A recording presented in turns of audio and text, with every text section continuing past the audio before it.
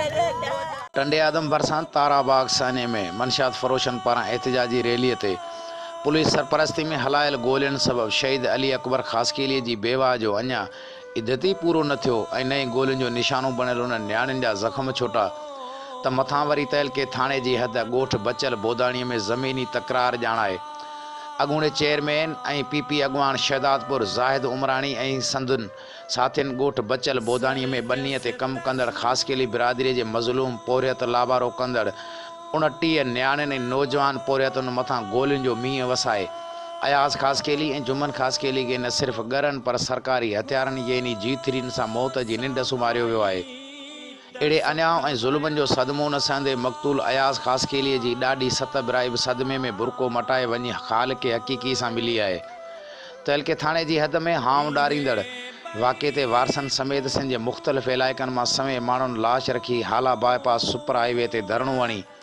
इंसाफ़ लाइ ॿाॾायो पर ताराबाग साने वांगुरु हिन मुल्क जो इंसाफ़ बि कावड़ियल नज़र आयो। इंसानी हक़नि जा इदारा बि परे ई रहिया। एहतजाज ख़त्म कराइण आयल SSP सांगड़ फ़र्ख़ुल अंजार जवाबदारनि जी गिरफ़्तारी सरकारी हथियार कंहिंजा आहिनि जेके पुलिस वंगारी बणिजी लिकाया आहिनि उन्हनि खे अदालत में पेश कयो वेंदो समेत वाइदा करे वियो पर न जवाबदार ज़ाहिद उमराणी गिरफ़्तार थी सघियो आहे न SSP साहिबु उहा खोजना करे ॿुधायो आहे त उहे हथियार कंहिंजा आहिनि।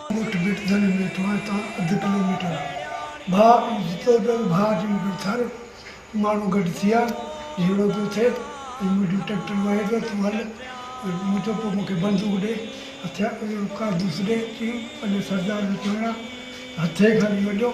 लठ जेको वधि में वधि ऐं हथियार को बि न खणी वञो ऐं पाण खे दरादू ते वञी गॾु थियो हू ट्रैक्टर हुनखे वाहण न ॾियो ऐं साईं खे चयो ॿियो को बि मसइलो कोन्हे तूं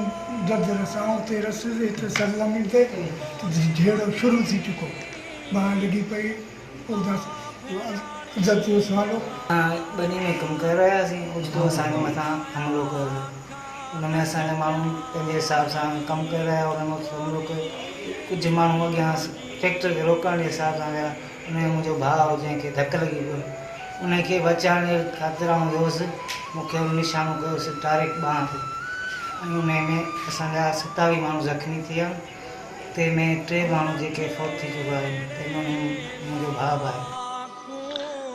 पंहिंजो हक़ हासिल करण लाइ न सिर्फ़ु एहतजाज पर पीपी बोतारनि जे ख़तरनि खां हक़नि जे हासिलात जी अलामत बणियल मुतासिर दुर मुज़ाहिरनि में हर वक़्तु आगाह कंदी रही आहे। जी हमले खां कुझु महीना अॻु मुतासिरनि सिंध TV न्यूज़ सां पंहिंजा वीचार हिन रीति वंडिया हुआ।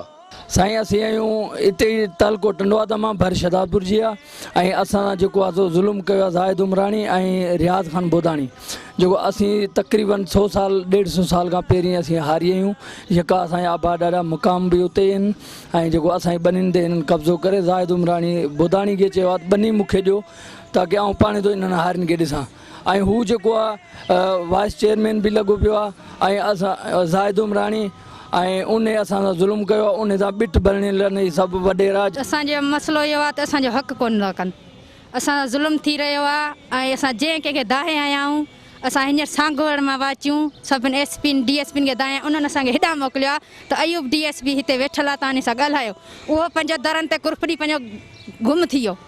ताज़ो बचल बोदाणी में ख़ासकेली बिरादरी जे 3 ॼणनि जे फौत 26 माण्हुनि जे ज़ख़्मी थियण खां पोइ मुतासिर दिर जो मौक़ुफ़ ऐं IG सिंध खां मुतालबो आहे त SSP सांगड़ फ़र्ख़ुल अंजार धुर बणियल आहे उन लाइ हिन वाक़े जी जांच सांगड़ ज़िले पुलिस बजाए RPO हैदराबाद खां कराई वञे। असल में मामिलो इहो थियो त हारी पंहिंजे ॿनीअ ते कमु करे रहिया हुया ऐं हीअ पंहिंजा हुते हारी हुआ 300 साल खां कमु कंदड़ हुआ हुनजो कणिक पोखी हुई उन्हनि अचानक अहिड़ी प्लेनिंग ठाही हुन कणिक खे बाहि ॾिनी